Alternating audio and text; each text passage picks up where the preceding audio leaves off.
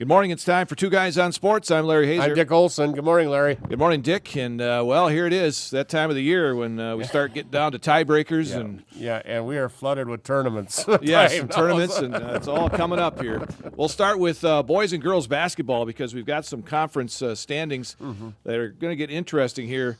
For girls basketball, this is the final regular season week for the conference, but the Western Clore Belt really hasn't been decided yet, and it's probably going to come down to some tiebreakers because after last night when McDonald beat Fall Creek, it puts Regis now a half game ahead at 10-2. They're done with their conference season, and then Fall Creek and McDonald are both 9-2, and McDonald will be at Thorpe, and Cadott is at Fall Creek. So you're figuring both winnable games there. Right. Very so much you're going to have a three-way tie for first in the West. Yeah, and there's probably no head-to-head tiebreaker because I'm assuming all three teams are 1-1 against the other. They all beat each other once.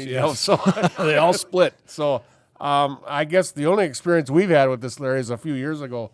Nielsville boys and Spencer boys were tied, and it came down to quarters lead, as I recall.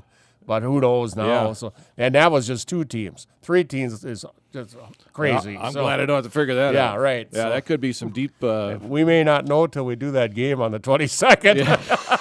Who shows up? Let's see who's here. We do know in the East, though, Nielsville got the Eastern Clore Belt, so they will play for first place, and Owen Withee will play for second. That was after Columbus Catholic beat Greenwood on Tuesday night, so kind of separated those two by 2 games. So. So they will be the two teams representing the East and Nielsville on the 22nd. So. All right, so there you go. That's the girls' side of it. We should say Sydney Subke leading D4 and all girls divisions in the three-point challenge, too, by the way. So, and Nielsville at Spencer tomorrow night, host Toma Monday night. Yes. Interesting little non-conference game before the tournament starts. So. To wrap up the regular season. Yeah. And, by the way, their game against Colby the other night was the 84th straight Eastern Clore Belt Conference win for Nielsville.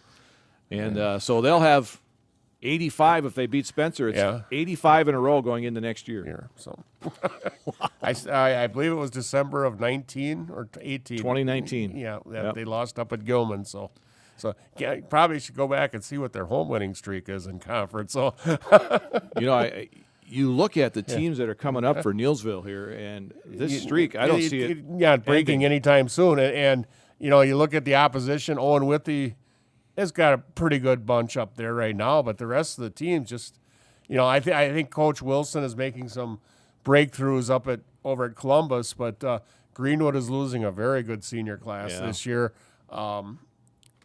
Gilman has been off and on.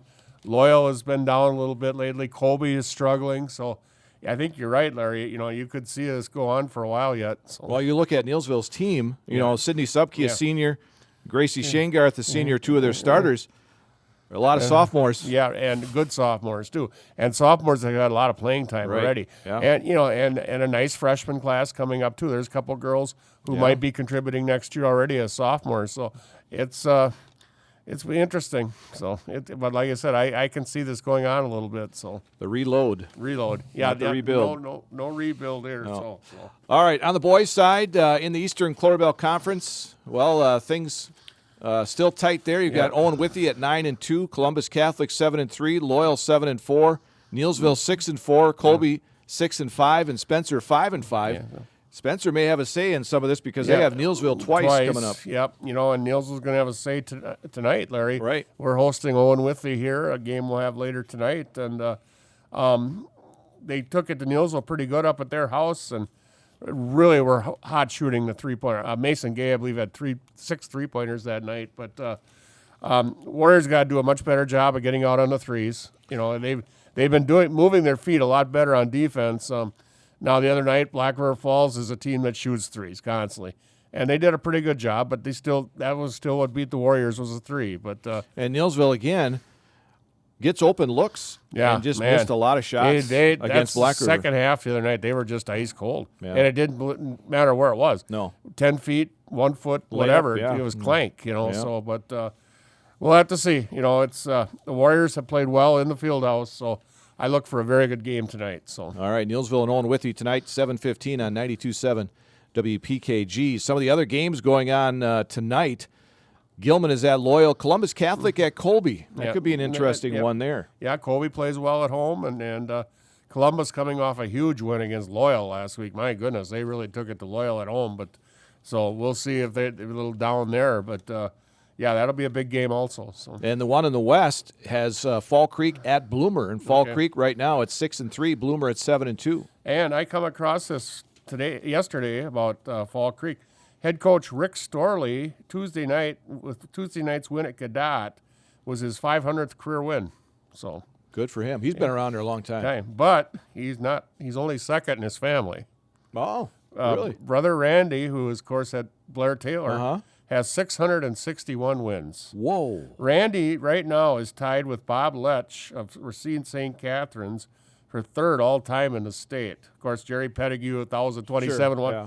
And then John Murphy, who is now at Kimberly, but did a lot of his work at Seymour, has 665 wins. And, of course, Murphy is still active also. So. Boy, that just goes to show you how great Jerry Pettigrew Yeah, was. but I said, you think about this. I might like to know if anybody, there's any brothers that are up there with the Storleys combined.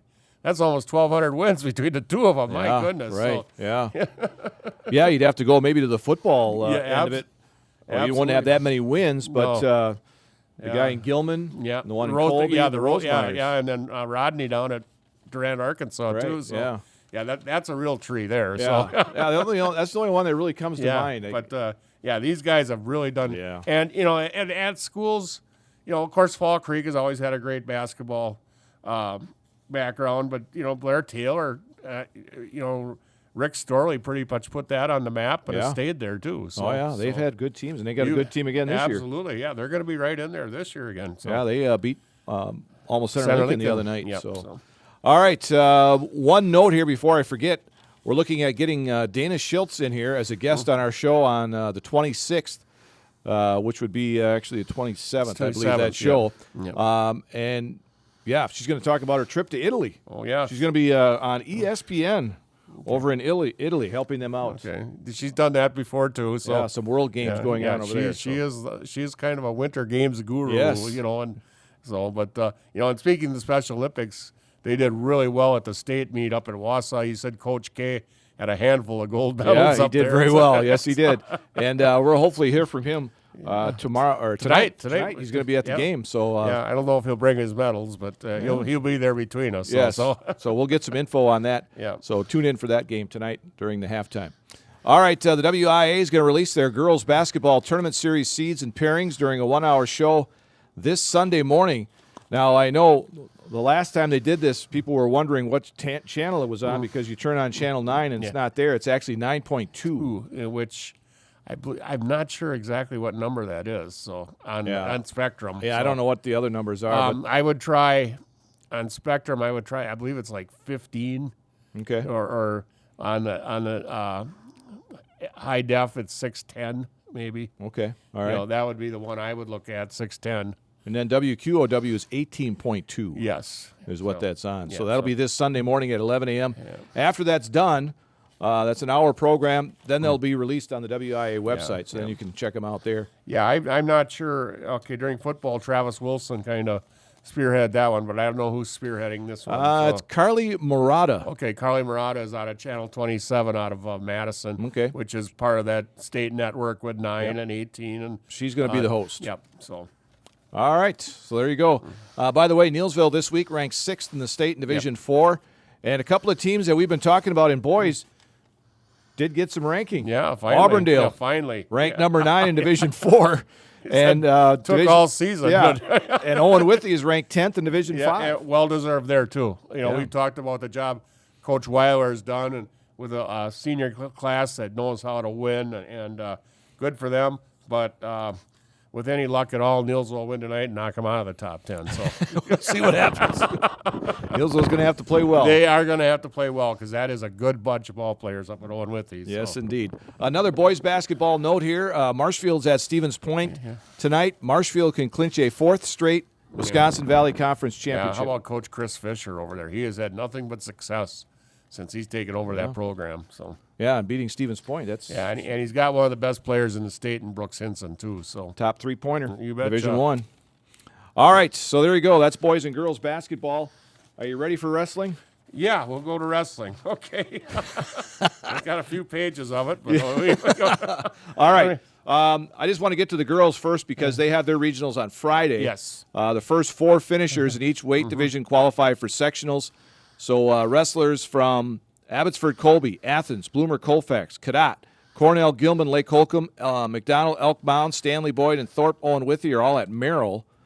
NGL, and there's a lot of teams at Wautoma for girls from our area. NGL, Pittsville, Marshfield, Marathon, Edgar, Black River Falls, Auburndale, Spencer, Columbus, Granton, Stevens Point, Stratford, and Wisconsin Rapids are all at Wautoma Friday. And speaking of the girls, this last weekend at the Cloverbell Conference meet, NGL had their first girls conference champion ever, Bryn Heck, at 114 pounds. So Congratulations. that was NGL's first girls conference champion. So all right, congratulations to her. Yeah, I hope she does well in the tournament. So speaking of the conference tournament, I guess we could get back to that. Neilsville Greenwood Loyal, nice second.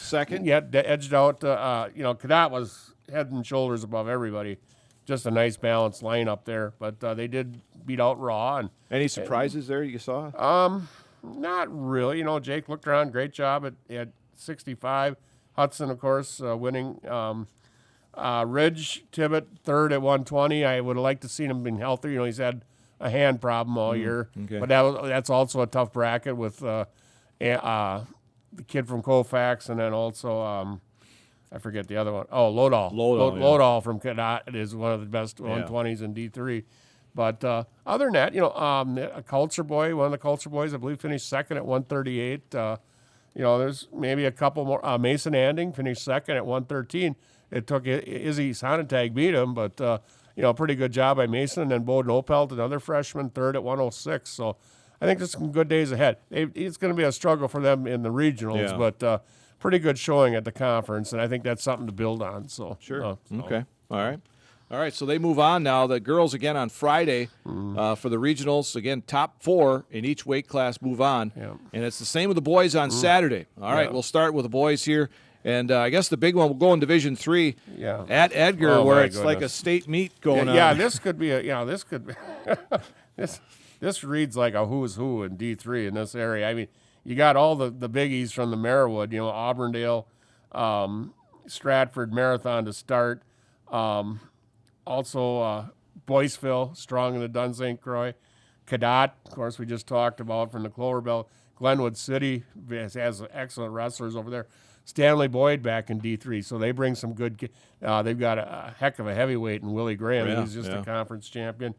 Athens brings a couple of good kids. Cornell, Gilman, Lake Holcomb has some nice kids also, and also says Drand, Arkansas. So you're looking at some of the top kids. In Division 3 in this one regional. Right. Yeah. And so in a lot of weight classes. Yeah, top 4. And the other side of the regional doesn't look as so up at Cumberland doesn't look so. I think a lot of these kids that come out of this are going to end up going to Madison too. Okay. So and that sectional, these regionals here feed into the sectional the next weekend at Ladysmith. So yes, the top 4 again from each weight class go on to sectionals. Now the team sectionals are on Tuesday of next week. Yeah, and that'll be the top 2 teams from each of those sectionals, Cumberland and here at Edgar. And I am guessing out of this one, if I had to put a penny or two down, I guess I can't put a penny down because Trump don't want to make them anymore. But anyway, I would guess it's either Stratford, and then to me it's a toss-up between Cadott and Auburndale, who's going to be the second team. So yeah, I mean, I don't know who you come out of there. I don't know, but I think Stratford has got the deepest team, the most balanced team. I think Cadott loses. This may be a funny statement to make, but they had a champion at 113 pounds in the conference championship, Izzy Sonntag. Izzy Sonntag will not be in the lineup for them. Right. So that takes some points away there. Sure. So I think that may be a little bit of difference. And, of course, Stratford is going to probably come in there with one of the Canoyers at 113. So and they're going to. And then win. Marathon has a couple of good wrestlers in that lower weight. And so does Auburndale too. Yeah. So that I think that's going to hinder Cadott a little bit. So I tell you, Stratford is very balanced. Auburndale's got some powerful kids, and I look for them to be the top 2. But I would not be surprised to see Cadott get by Auburndale either. So all right. Pittsville and Blair Taylor, they're at Aquinas Yep. in Division 3 on Saturday. And they feeds to the sectional at Mineral Point. So, so yeah. That's tough. All you got to say is Mineral Point. Yeah, that's All right, Division 2, NGL. And we talked about it before we went on. Kind of a little different travel for them. This is the first time this has ever happened. Normally they always headed to the northwestern part of the state. And usually NGL was probably the last school. So I don't know what changed, to who moved in or whatever, but NGL got bumped down to they are going to the regionals at Richland Center. And that, of course, feeds into the sectional at Wisconsin Dells. So a couple of the teams that they'll have to battle down there, Gale Ettrick, Trempealeau, Melrose, Mindoro Co-op, they've wrestled them in the past. That team has come up here. Yep. But Lodi, very solid program down there. Maybe not what they were a couple years ago, but they're still a good, solid That's in team. the regional? Yes. Okay. Yeah. And that's at the Richland Center. Now, on the other side, you have the Dodgeville Regional. And this is where the who's who is at. You've got Fenimore, who is bumped in. They are bumped into D2 because of competitive balance. Oh, okay. Because they've whipped the Division 3 for years. Yeah, Evansville has had excellent wrestlers, and their 157, Danny Heiser, will be going for his 4th straight state championship this year. Belmont Platteville has some outstanding wrestlers always. Monroe, the Cheesemakers, are always pretty good in wrestling. Prairie du Chien has the best 215-pounder in the state in Blake Theory, who's actually going on a football scholarship to Indiana University and just about beat Stratford by himself here in level 4. Yeah, if you remember him. Yeah. And big guy. Yes. And then Darlington Blackhawk, they have Owen Sefrud, who's he'll be making his 4th trip to state, and then I believe he'll be going after his 2nd straight championship. So, Boy, remember when it used to be 4 straight champs was yeah. now it seems like every year there's somebody doing it used to be when there may have been one in that kid, now there's I think there's last year there was 3, and the year before there was 4. So, oh wow, yeah, it's getting to be just almost every year. Yeah, now, so. every year there's somebody. Yeah. So, all right, Abbotsford, Colby, Medford, and Spencer Columbus Granton are at Hayward. Yeah, for which feeds into the normal Amory sectional. Okay, so, all right. I believe the other half is at Baldwin Woodville. So, okay, and this one, you got some good teams. But the power is at the other side. You got Baldwin, Woodville, Ellsworth, both St. Croix. Is Ellsworth still? They're not the Ellsworth what they used to be. Okay. But they're still pretty good. But the St. Croix Central, St. Croix Falls, that is a pair right there. So All right, that's Division 2. Again, top 4 in each division or each weight class move on to the sectionals. Team sectionals next Tuesday. And the individual sectionals would be a week from Saturday. Yeah, I believe their team sectional is at Somerset, I believe. I'm not even sure. Yeah, let me just check it out here. Not even sure. Neilsville, Greenwood, Loyal. Okay, that one I'm really not sure where that, and I'm not sure where the other one. The team sectional there is Prairie du Chien. Okay, boy, that's a travel there. Wow. And then what other one were we looking for? It would be the D2 between Hayward and Baldwin Woodville. Hayward and Baldwin Woodville. Yeah. Oh, there we are. That's at Medford, the team section. Okay, well, that's not bad. No. Yeah. So. All right, then we go to Division 1, where we've got some area teams. Yeah, you got Marshfield's at Holman. The Holman Regional. Wow. And this looks like, it kind of sets up to me, Larry, like it's going to be a Marshfield-Holman battle. Okay. No ifs, ands, or what's about it. Sparta's got some pretty good wrestlers. West Salem Bangers always had pretty good program. There's another one. They got bumped up to D1 more because of population, but that was a team that was always in the same section with NGL. Oh, sure, time, yeah. But anyway, these guys feed into the Eau Claire North sectional, and they will, and the regional other regional comes from Hudson, and there you've got Chi High, Eau Claire North, Menominee, New Richmond, Regis Altoona, River Falls, and Superior. So. And that's, I think Menominee is the best team there. But I would not be surprised to see Raw come out of there second. So, is the top 2 teams still in Division 1 out of the sectionals? I think D1 is just the top teams. Yeah, because they got more. Yeah, they have 8 teams that go to the team state. So I think that's just 1 and 1. So and so if I would have to say that would probably be Holman and Menominee coming out of there. So, okay. So. And then Stevens Point is at Wisconsin Rapids. Yes, and that is kind of that is going to set up a big team teams sectional because on one side you got the Rapids, and of course Rapids Lincoln is there along with Everest, Merrill, Spash, both Wausau schools, East and West, and then on the other side you have the Kaukauna Regional, and that's Kaukauna, Kimberly, Neenah, both Oshkosh North and West, Appleton East and West. To me, that sets up a very nice Wisconsin Rapids, Lincoln, and Kaukauna sectional final. Yeah, so you bet. Yeah, that will be a battle, and that is in. I'm not sure where that is. Those teams all feed the Menasha sectional. I'm not sure where the team state is. Okay. The team sectional is. All right. Well, let's see if I can dig it up here for you quick. We're going Kaukauna and Wisconsin Rapids. No, we're going somewhere else here. Which one was that again now? Okay. It would be the Wisconsin Rapids Regional and the Kaukauna Regional. Team sectionals at Stevens Point. Oh, okay. So there you go. Yeah. So. All right. So there you go. Wrestling. A lot of wrestling coming up this weekend. We'll have team sectional results for you next Thursday and matchups for sectionals. Yeah. So this will continue for the next 3 weeks. Yes, it will. All right. Boys and girls hockey regionals are coming up next week. Yeah, and their matchups are all set up. So yes. Boys hockey will be next Tuesday for Division I. Marshfield will be at Hudson, Wisconsin Rapids at DC Everest. And then Division II will be next Thursday. Black River Falls Co-op is at Baldwin Woodville. Yep. Medford Co-op at Mosinee. And Menominee will take on Regis Altoona McDonald at Hobbs Ice Arena in Eau Claire. And then the girls, pretty much the same schedule. Thursday the 20th, the Black River Falls Co-op is at, I guess it would be at Chippewa Falls, but it's the Chippewa Falls, the McDonald Menominee Co-op. So Yeah, they probably got a name for it. yeah, I don't know. Right off the top of my head, I don't know what it is. Anyway, the winner of that matchup plays at River Falls on the 25th. So, Okay. So And then Northland Pines Co-op takes on Wisconsin Valley Union at Stevens Point. And that Wisconsin Valley Union is a co-op with Marshfield and Point. And if you look on the WIAA website for girls hockey, they have a section in the tournament on team nicknames.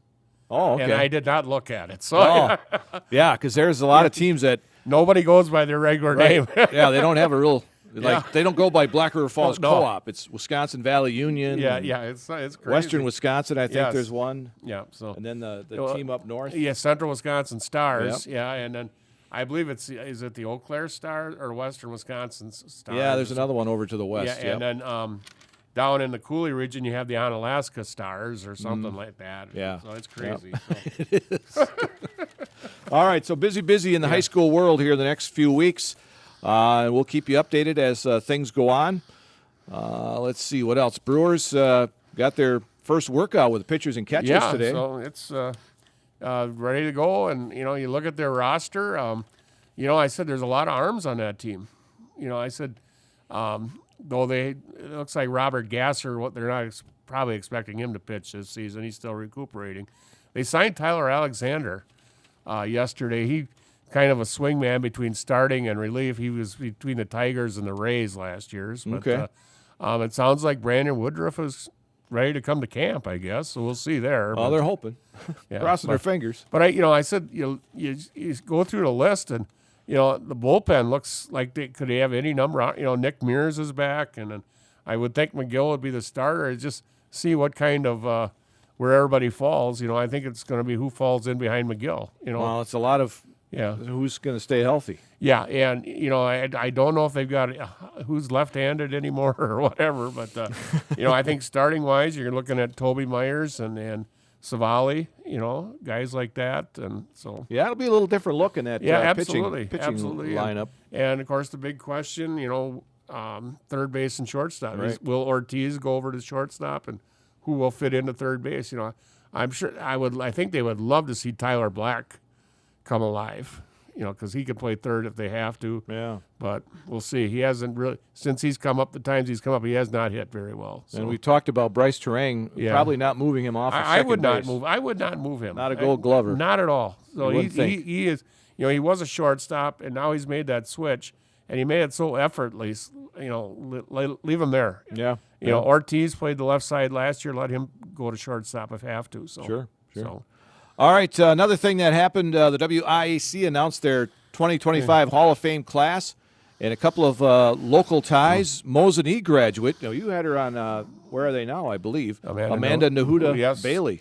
Yeah, she is gonna, and she's a girls coach somewhere, as I recall. No, I think you're right. Yeah. But she was a member of the Stevens Point basketball team and track and field team from 2002 to 2005. Yeah, shot and discus, and then on a national championship basketball team. So. She was a very good athlete. Oh, and she's for terrific. Mosinee. Oh man, she led some pretty good basketball teams up at Mosinee. Oh yes. And then Marshfield native Gary Varsho is going into the WIAC Hall of Fame. Gary played his college ball at UW Oshkosh. And so. every year he was there, the 3 years, they made it to the Division III World Series. Yeah. Surprising enough with Gary Varsho. But Oshkosh, that's where Jimmy Gantner played ball, and they had terrific program, and I'm sure they still do, but it's not quite.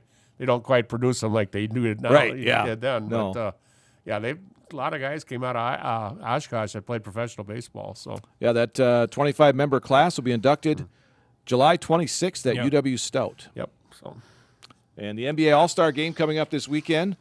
Giannis Antetokounmpo will not play. He's going to be resting. Yeah, he will sit out. Trae Young of Atlanta was named as his injury replacement, so we will see. And I believe it's a calf or something like that. Yeah. And those things don't heal very well. No. And so it's a matter of time. We'll see what happens. So.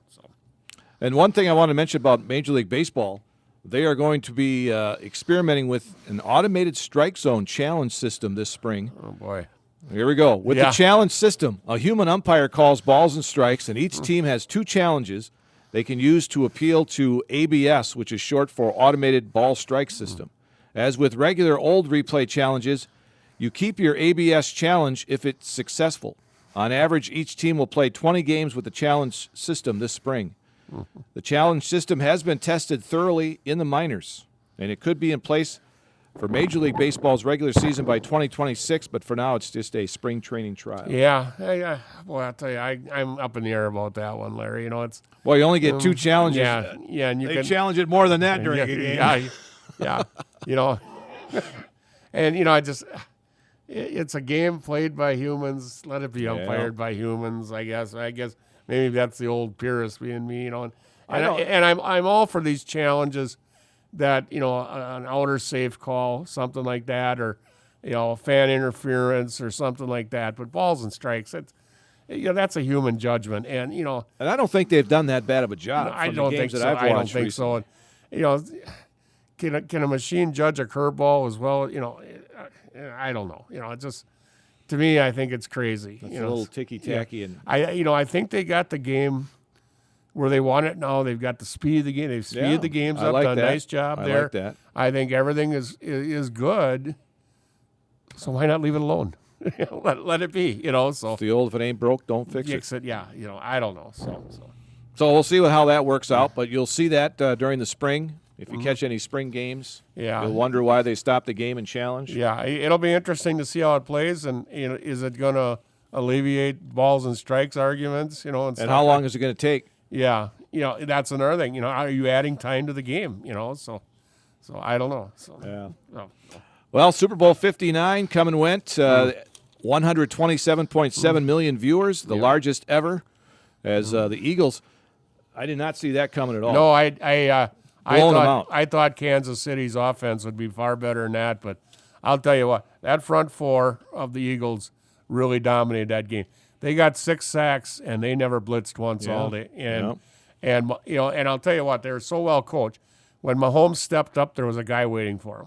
That's how well they played, so disciplined and well, and he just could not find, with 7 guys back there covering, he could not find anybody open. Yeah, 2-time Super Bowl champs, and they had 1 first down in the first half. Absolutely. So very frustrating to them. And Jalen Hurts, he was the MVP. Yeah, he was the right guy, but he played within himself too. He ran the ball well. They were eyeing Barkley all the way. There's no ifs, ands, or buts about that. So. We were discussing at a friend's house watching the Super Bowl. Yeah. Could you give a Super Bowl MVP to the whole team? Yeah. The defense? Yeah. Because that was really the MVP. Yeah, that defense. Was the defense. I would have gave it to the defensive line. Yeah. And been done with it right then and there. Because they were the MVP. That was the difference in the game right there. Yes, it was. So. All right, so we got boys basketball coming up tonight. It's Owen Withey in Neillsville, Eastern Cloverbell Conference, 7:15 game time on 92.7. It's a biggie. WPKG. And Dick and I will be there for that Yep. one Along tonight. with Coach K. Coach K will be there as well. You bet. All right, that'll do it for Two Guys on Sports for this week. I'm Larry Hazer. I'm Dick Olson. We'll talk to you again later.